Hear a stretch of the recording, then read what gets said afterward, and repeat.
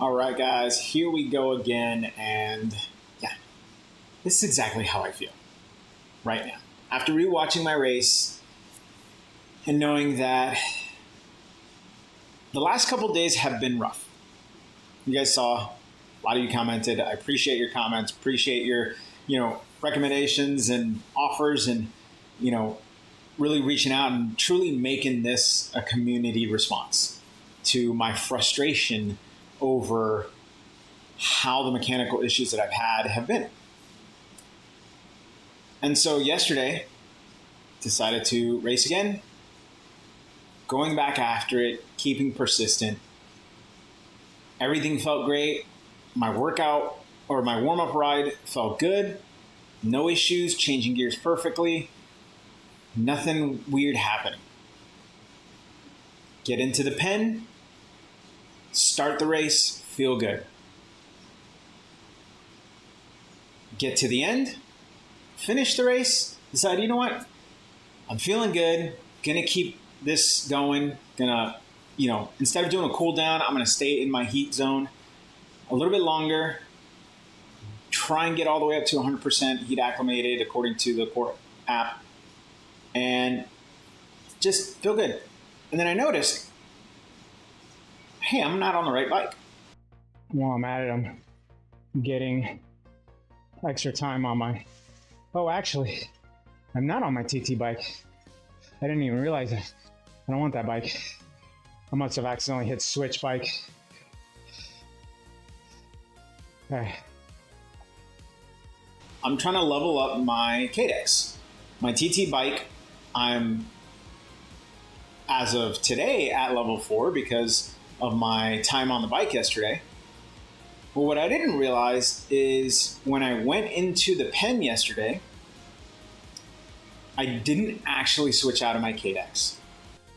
And for those who are wondering what I mean by that, what you'll see is I go into the menu, I switch to the correct bike, but instead of clicking A to confirm, I hit B to back out. But it happened so fast, I didn't even realize it. And so I raced the entire race on the most atrocious bike Zwift has to offer. Maybe not the most atrocious. We'll leave that up to you guys to determine. But I got the honor and privilege of racing on the Zwift steel bike. And in the past, I've mentioned that when you see guys in a race where the bike choice doesn't make sense, they must be a strong rider. I didn't think I'd inadvertently put myself in that position. Because you guys will see, I'll go through the recording, talk through what happened, and you'll see, I think I did pretty good. Which just goes to show, was it the bike that really made the difference in how this race went? Or was it the wheels? Because we're all on the same wheels. We're all on the ENVE wheels, 4.5 Pros, which if you look at the Zwift Insider write-up on it, they're really good on climbs, and they're pretty decent on the flats. Now, I'll insert a screenshot of the actual... So Zwift Insider has a Google Docs form. I apologize to those who are sensitive to seeing clerical objects. But what we're looking at is basically, if you look at the hour gap, the positive number means it does better, the negative number means it does worse. So it being a positive 9.4 means it's 9.4 seconds faster on the hour gap. And then the same thing if you look at the hour gap for the flat results. In comparison to the regular steel wheels, it is 41 seconds faster. And so if you look at the latest wheels, you'll see that it's not as fast on the flats as the new DT Swiss 65s or the disc wheels, but you also don't get a deficit in the climbing like the new DT Swiss wheels, where the DT Swiss 65s only give you a positive 2.7 seconds benefit, and the 85/discs give you a negative 20 seconds. Again, this is over the basic wheel sets on Zwift. With the actual breakdown of the numbers, and I've got to say, I prefer looking at that than the technical, write-ups, because the numbers don't lie there. The climbing performance is better. The performance on the flats is okay. Like, it's good. But in comparison to the new DT65s, the ones with the exceptionally long name, they're okay. They'll stand up, but it's going to come down to the rider. That's going to make the biggest difference between, head-to-head on those two. And so going into the race yesterday, felt good. Just did not let anything, mess with my mojo. And then, like I said, today I'm looking at the race and I'm like, I cannot believe I let this happen. Not only did I let it happen, I can't believe how many times I made the same mistake in one event. In a single event, how many times I made the mistake. So I'm going to cut over to that.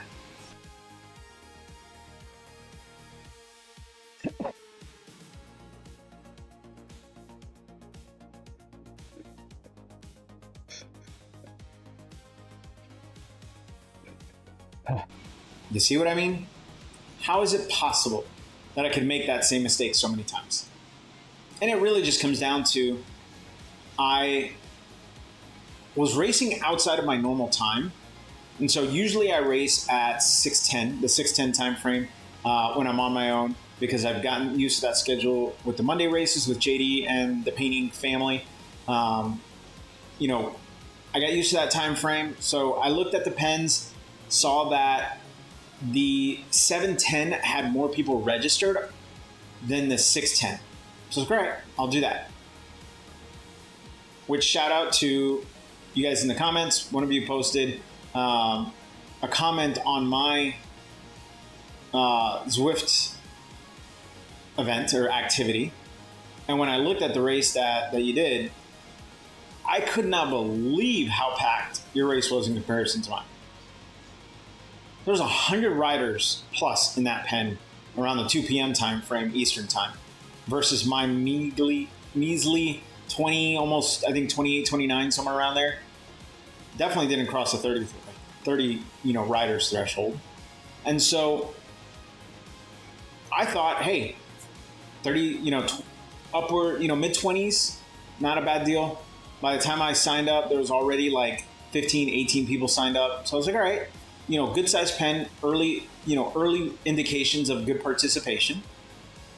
And away we went. She hits the club and she gon' make her money quick. I like the way she dance. She's at the club living in a trance. All right, 1 minute. Whew. I don't even know what pen I'm in. 450 to 570. So at the top of the range, but I'm not going to let that fool me, because I was at the top of the range in the last pen and did not go well at all. Here we go, round 2.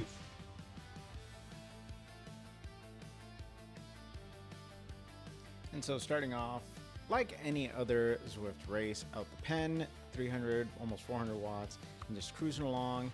Now, I was feeling like I was getting dropped a little bit quick on that flat part, but as we hit the climb, I knew that there wasn't much danger. I could just stay with the pack, and that was kind of the plan. I was going to stay with the pack. I wasn't going to push very hard. I was going to make sure that, I stay as close to the front as possible, averaging 300 watts there already. Not really working too hard, but as soon as we hit the downhill, I was feeling good. It's like, all right, I made it over the top, no big deal. Now what's next? And so we descended very well, stayed together. I actually used a little bit of steering during my descent to try and, kind of capitalize on, just staying with the pack and using Zwift for what it was made for. So as we hit the Clyde, I knew I figured there were going to be some strong attacks here, because that's, where it happens. If you race enough on Zwift, you'll know that people attack on certain parts of the stage. And as the pace started ramping up ever so slightly, as we hit this first incline, got to the flat part, and the pack starts pulling away little by little. And again, for the first time, I'm actually not panicking, because I'm like, all right, I know I got the power to keep up with them. I know I can push over the top and not feel like I'm overworking myself. So you see the lightning socks go off. I've got the 1.7 or 1.97 update, so I wanted to see what the lightning socks look like. They were supposed to be adding some new effects to it. I didn't really notice it, but I wanted to race with them anyways just to see how it went. And as we get over the top of the Clyde, I end up in the, end up with the group as expected. Start to come down this hill. I get an anvil, which I wasn't excited about because there's really no opportunity. So when I noticed I got the anvil, I immediately went to the mini map and started scanning to see where the next best place I can use it at, because I want to make sure that I use it effectively. And it was really after these rollers are done, there's a little bit of a decline, and that was it. Like, that was the next best spot before the champion sprint that I could use it where it would actually be effective. And so that's what I did. As we started coming over this hill, I started, kind of planning out when I would use it.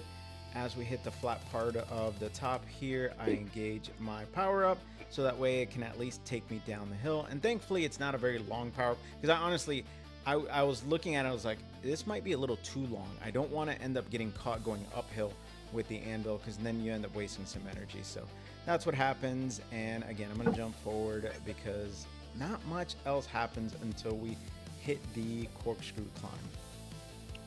And so as we peruse through Glasgow, just again, all stay together, because there's really, at this point, there's no good opportunities to break away unless you have a couple strong riders. Now, there was one rider that started pushing up and went off the road early, and you'll see here in a little bit as that starts to happen. So as we start going up this decline, I hit the front because I'm like, you know what, I want to see, I want to pick up the pace a little bit. We were doing okay. We were in the 200s, not pushing very hard, but I wanted to push the pace a little bit. And so as we started getting through, just getting a little further, and really just started, you see that rider go up, a couple other riders go up, and as we get ready to go hit the corkscrew, I'm just easing back a little bit, letting my momentum take me through until I launch my feather, which I feel like at the base of that climb is the perfect time to launch your feather. If you can hold it till the middle, to just before you hit the red part, then you get enough momentum to where you go into the red part with and then initiate the feather. You go through the red part with the feather, and then as you hit the top, you'll actually go over the second segment, because it flattens out here a little bit. You go over that second segment with the feather still, and so you end up kind of like the riders in front of me, you end up using the feather a lot longer than most people. So you get basically to the top part of that bridge with the feather. You get to save a little bit extra versus people that started a little bit too early. And so again, as you see, we have the one rider off the front kind of pushing the pace a little bit, but nothing crazy. But it's just someone to keep an eye on at the end of the day.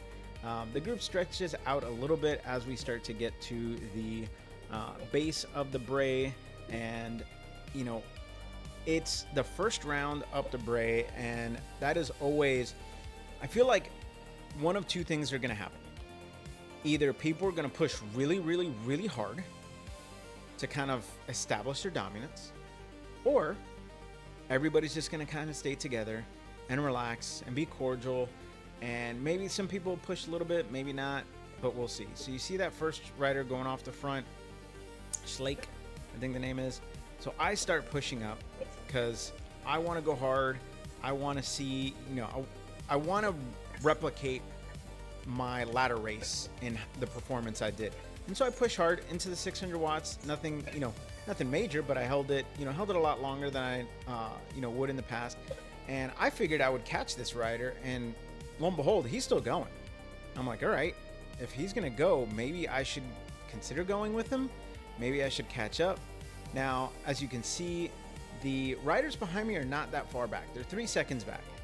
And so I start easing up because I'm like, you know what? I've got the anvil. Let me use my anvil. As I go down the hill, either they're gonna catch me and we're gonna catch him, or I'm gonna end up slipping up to him with the anvil because he most likely got a feather because I didn't see him launch the anvil. And so if he's got a feather, that means he's going to be able to use it on the next climb. And I figured my anvil would take me up to him because he wouldn't be pushing as hard, but no, he just kept going. Just kept going. Now, if you can bear with me with the speed of this and the nauseating round and round and round we go, approach to this fast forward, you can basically see that we're all together. I didn't push any harder up climbs 2 and 3 because I knew that I wanted to stay with the group. I didn't think this rider was going to get away. Now, he's already got 20 seconds on us, almost. And so as you can see, my sauce graph is going haywire because we have people in front, people behind, people getting dropped. The group is splitting apart little by little. You know, it says we have 29 people in the pen, but it basically got shaved down to a group of 20 in this main peloton. And as we go up the third round, the last round up the up the Bray, you know, we descend. It feels good. We're all together, but that one rider is still up the road. So far up the road that he doesn't show right now on Sauce, because he's already essentially on the next segment. So we hit this climb, this final climb up the little bridge overpass here. Again, I like to spin up fast and push a little bit hard over the top of that climb because it builds just enough momentum without really, I feel like you can do it without putting a lot of stress on the legs. So it's literally just a few seconds, 3-4 seconds of push, spin up and push, and you get over the top with no issues. And so as we hit the base of the climb here, you see I've got the feather power up. And so as we roll through up the climb, again, staying with the front of that group, knowing that this will basically be the group that ends up contesting the last Segura climb. You see a couple people descend a little fast, and the group is starting to stretch out ever so slightly. We got another rider up the road that is holding steady, not really letting us hold on or stay on the wheel. You got the main rider that went up the road is about almost a minute now up the road. So we are just pushing as quickly as we can. And as we start to get over the bridge, you can see it's basically now almost single file as we get under this final banner. And as I cross the banner, I'm a little ways back, starting to separate a bit and thinking like, all right, well, I've got my anvil, let me burn it because I don't want to accidentally hit the anvil as we're on the climb because that would be devastating. That would definitely mess things up. So I burned the anvil, and at this point I'm thinking like, I passed that right. I'm like, whoa, something went on there. Something must have happened. But I was glad that my anvil stopped before the start of the actual climb because I was really afraid that it would last all the way up to the beginning of this climb where the red section's at, and I would have been screwed. And so as we hit the base of this climb, I start to ramp up my power. I'm like, all right, I can do this. I can, give enough of a dig to hold through this orange section, keeping my watts up. I start to quickly make my way through the group. Now, again, I didn't realize I was on this steel bike. And so I'm thinking like, man, I'm doing good, climbing well. I get to the top here. My legs are starting to get sore. So I need to switch positions, get back on the saddle, start to maybe spin a little bit higher, shift the gears around, spin a little bit higher. I'm like, all right, holding this 2% section, I can catch this front group. And that's kind of what's going through my head is looking at this group in front of me, thinking like, all right, I can, make my way up to them through this, 2% section, kind of flattish, false flat. I know this turn here is always a little bit steeper. And so it makes it harder to kind of hold on if you don't kind of power through it. So I end up pushing up the watts a little bit so I can power through this. And I see a couple guys that I ended up passing that started passing me now. And I'm like, all right, I can't let them get too far because I don't want to have to try and out sprint them at the end. And so on this flat part, you know, we start rolling through. And again, I'm letting them go up, but I'm letting them go up with the idea that I'm going to catch them on this climb, and, you know, they're going to maintain their pace. I'm just going to push as hard as I can. My legs got a little bit of rest on this, you know, on that flat section, you know, so I bring the watts up, hovering in the 500s, just holding it as best I can. Obviously, they do the same because this is the final leg of this climb, and so why not just push hard? And so as we get to the top here, I'm not able to close the distance any further on these last few riders. I do try and, you know, maintain my speed and momentum here, but I noticed that they were just, you know, they didn't let me do it. So I pulled into the, you know, pulled into the corner with steering and crossed the line, ultimately crossing in 17th place. Again, Wow. I'm happy with how I finished. Hard I group. wasn't upset. I felt good. You know, the race I feel like went good. Had I have known that I was on the steel bike, I would have probably swapped out and raced on my SL8, and maybe I would have done better. But I guess we'll have to find that out another day, hopefully before this series ends. All right, guys, so just a quick wrap up here. Hope you enjoyed that. Again, I cannot believe I made that same mistake multiple times. And it really just came down to I was off my routine, and because I was just kind of mentally rushing, I'm clicking the wrong buttons, end up clicking the back button instead of the accept button, and next thing you know, I'm racing and not even paying attention to the fact that I'm not on my bike, not on the bike that I normally race on.